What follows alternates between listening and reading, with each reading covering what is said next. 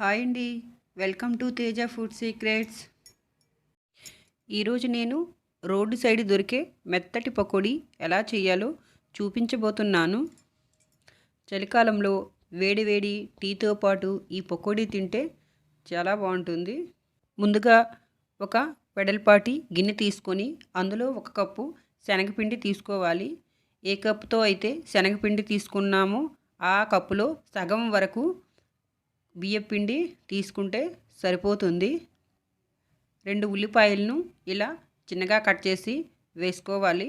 ఒక 4 పచ్చిమిరపకాయలను చిన్నగా కట్ చేసుకోవాలి.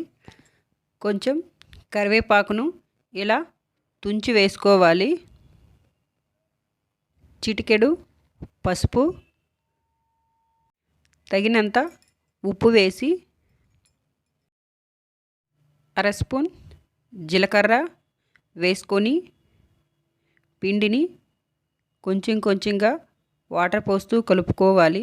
ఒకసారి వాటర్ పోయకుండా చూసుకుంటూ కలుపుకోవాలి. ఇందులోనే 1 స్పూన్ కారం పొడి వేసుకోవాలి. పిండి మరీ పలచగా కాకుండా ఇలా ఉంటే సరిపోతుంది. ఇలా పిండి ఉంటే బాగా పకోడీ క్రిస్పీగా వస్తుంది.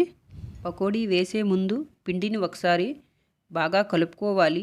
అప్పుడే పకోడీ బాగా క్రిస్పీగా వస్తుంది. ఇప్పుడు గ్యాస్ ఆన్ చేసి డీప్ ఫ్రై సరిపడే ఆయిల్ వేసుకోవాలి.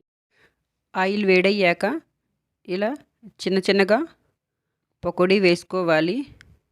ఒకవైపు వేగాక రెండో వైపు ఇలా కలర్ వచ్చేంత వరకు వేగనివ్వాలి. ఒకసారి పకోడీని ఈ విధంగా చేయండి. చాలా క్రిస్పీగా రోడ్ సైడ్ దొరికే విధంగా వస్తాయి. మీరు కానీ నా ఛానల్ని ఫస్ట్ టైం చూస్తే ఒక లైక్ చేసి సబ్స్క్రైబ్ చేయడం మాత్రం